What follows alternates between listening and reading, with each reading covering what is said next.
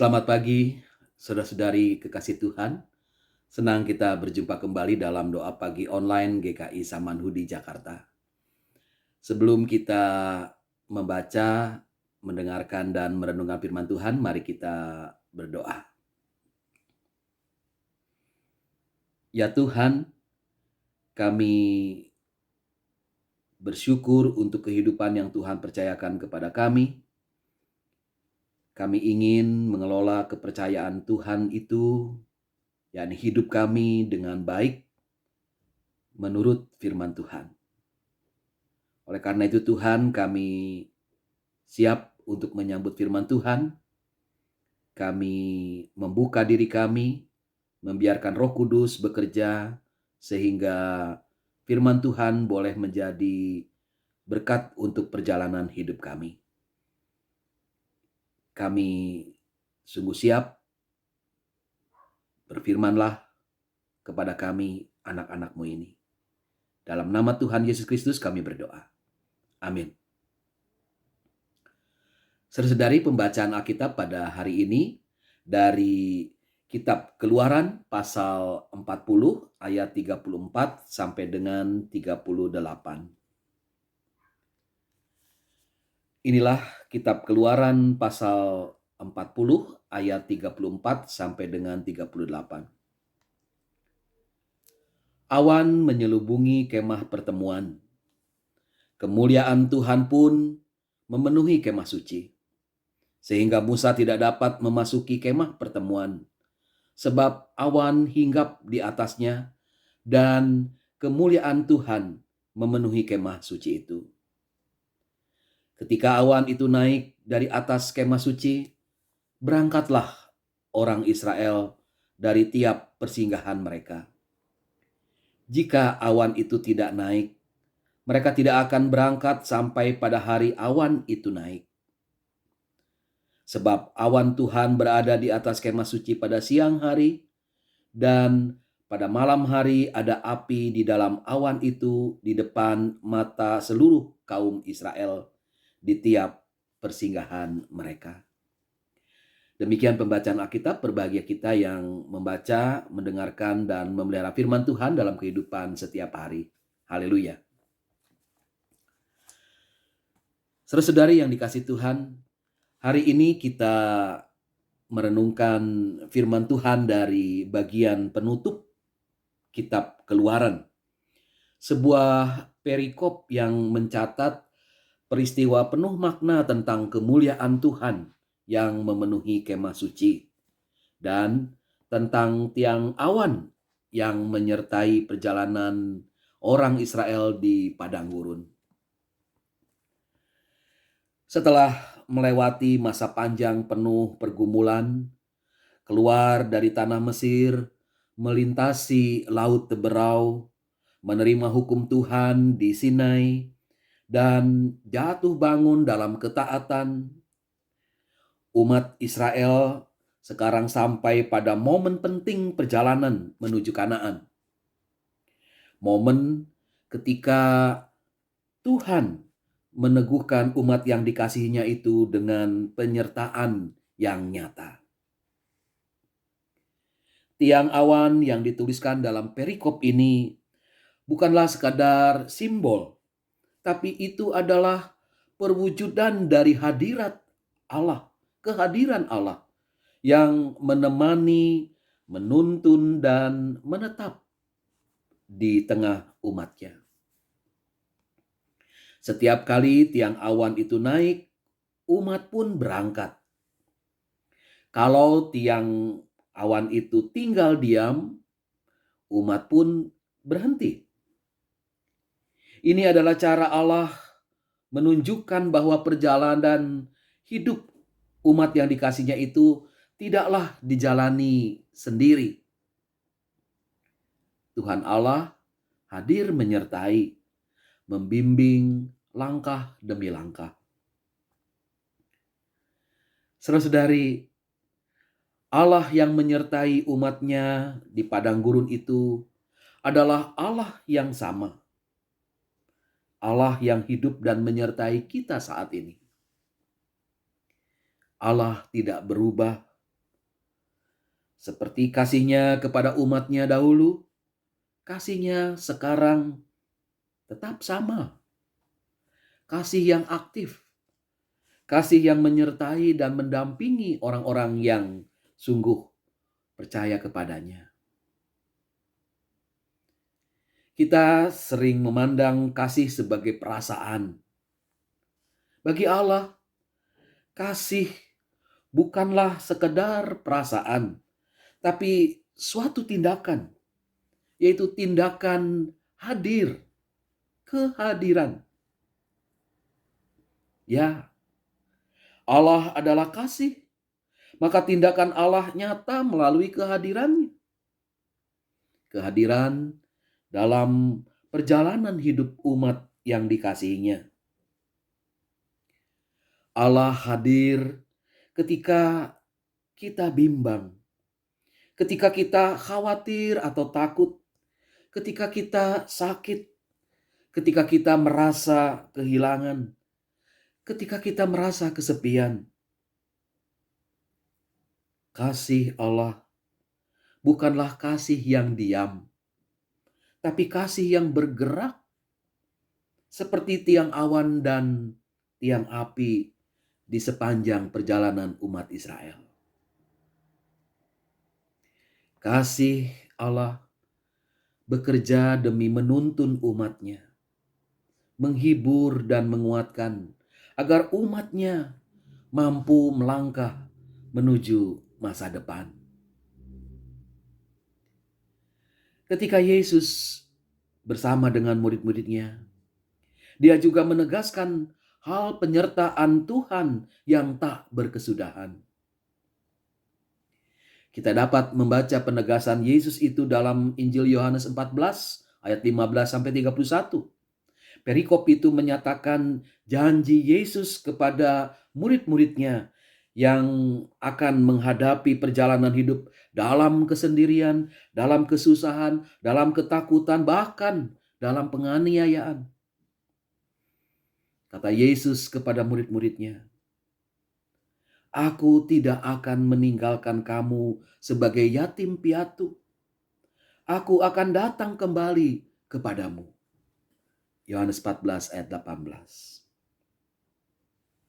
Lalu Yesus pun menjanjikan penghibur, yaitu Roh Kudus. Roh Kudus yang akan menyertai perjalanan hidup murid-murid-Nya sepanjang masa. Saudara-saudari yang dikasihi Tuhan, kita semua dalam berbagai cara, berbagai kondisi menempuh perjalanan hidup, perjalanan di padang gurun kehidupan. Mungkin di antara kita sedang mengalami kesulitan ekonomi, memikul beban pergumulan karena relasi di dalam keluarga, relasi di dalam persahabatan, tempat bekerja, dan seterusnya. Mungkin kita juga ada di antara kita mengalami sakit, menderita karena penyakit. Atau mungkin di antara kita ada yang mengalami kekosongan hati. Dan mungkin di antara kita ada yang bertanya, "Tuhan, di manakah Engkau saat ini? Tuhan, mengapa doa-doaku Kau tanggapi dengan sepi?" Saudara-saudari, firman Tuhan hari ini menjawab, Tuhan Allah tidak pernah meninggalkan kita.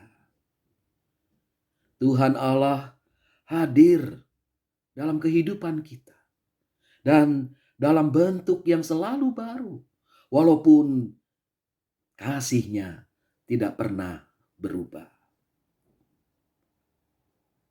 Kasih Allah tetap sama, dan kehadiran Allah bagi kita saat ini terbukti melalui Roh Kudus. Roh Kudus adalah tiang awan zaman ini, penuntun dan penghibur dalam perjalanan hidup kita sehari-hari. Minggu depan kita akan merayakan hari Pentakosta. Hari ketika Roh Kudus dicurahkan kepada para murid Kristus. Hari Pentakosta bukanlah sekadar peristiwa sejarah, tetapi ini adalah peristiwa yang mengingatkan kita bahwa penyertaan Tuhan itu selalu nyata. Tuhan Yesus berkata, "Jika kamu yang jahat tahu memberi pemberian yang baik kepada anak-anakmu, apalagi Bapamu di surga. Ia akan memberikan Roh Kudus kepada mereka yang meminta kepadanya." Lukas 11 ayat 13. Dengan perkataan ini, Yesus sebenarnya mengajak setiap orang untuk selalu berharap akan Tuhan Allah. Bukan mengandalkan kekuatan sendiri, pikiran sendiri, hanya berharap sepenuhnya kepada Allah. Oleh karena itu, mari kita meminta dengan iman agar Roh Allah, yaitu Roh Kudus, dicurahkan ke dalam kehidupan kita. Roh Kudus bukan hanya untuk orang kudus, tapi untuk siapapun yang berseru dan berharap kepada Tuhan Allah. Itulah doa kita sekarang ini. Ketika kita menyambut hari Pentakosta, kita memohon, "Ya Allah, curahkanlah Roh-Mu, agar hidupku semakin penuh semangat memancarkan kemuliaan-Mu melalui pikiranku, perkataanku, dan juga perbuatanku." Tuhan memberkati kita. Amin. Mari kita berdoa.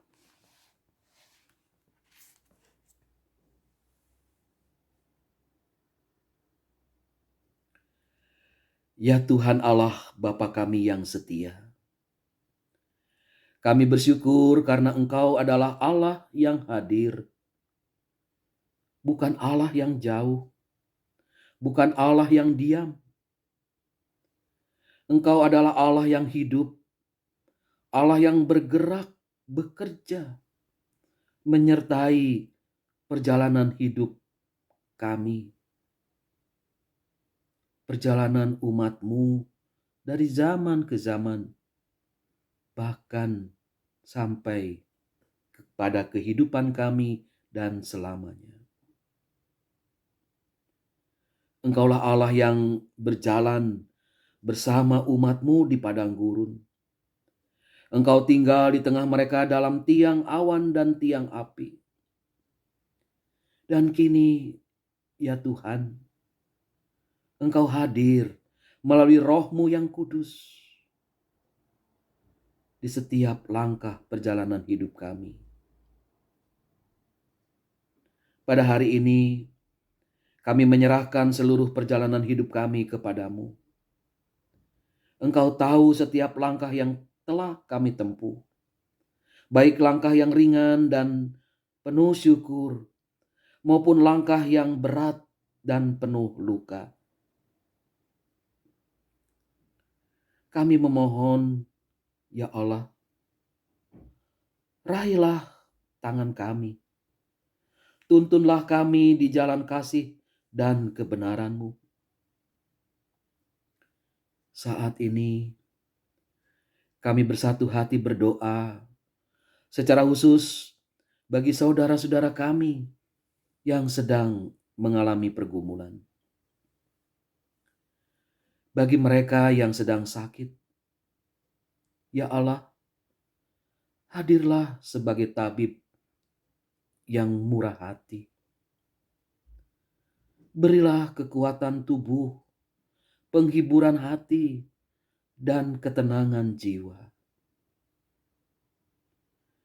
Bagi mereka yang sedang menghadapi persoalan dalam rumah tangga, Engkau ya Tuhan, jadilah pendamai yang merukunkan dan kasih yang menyembuhkan relasi.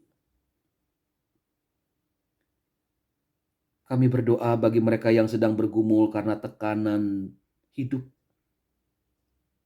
tekanan ekonomi, yang tidak tahu dari mana datangnya pertolongan.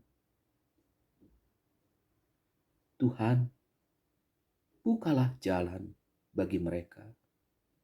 Sediakan secercah harapan di tengah kekelaman. Bagi mereka yang hidup sendiri,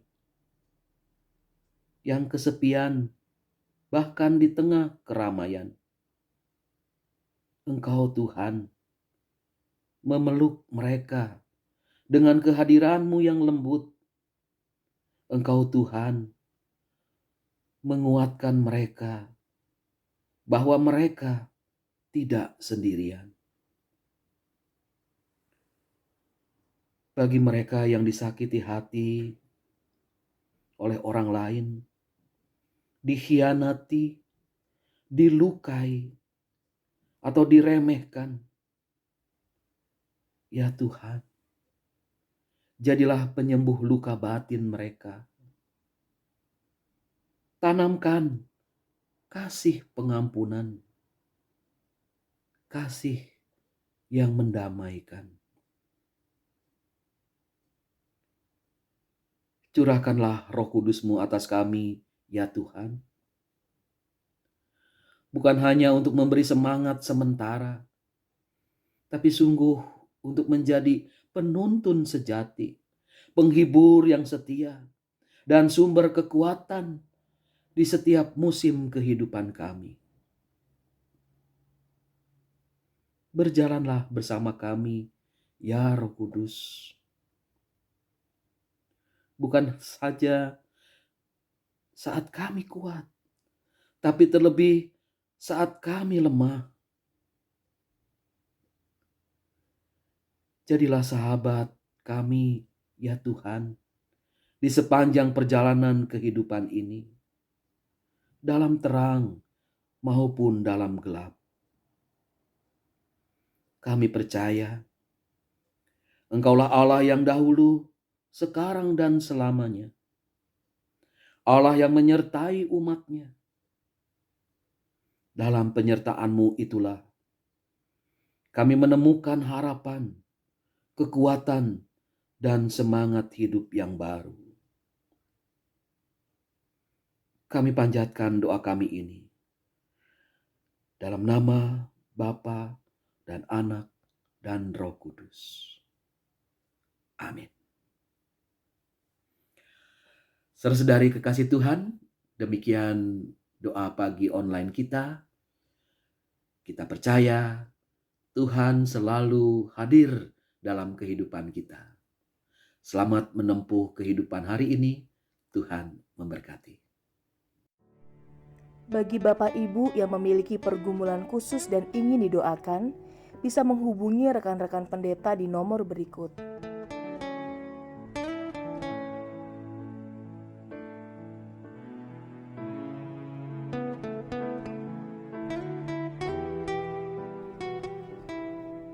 Tuhan Yesus memberkati.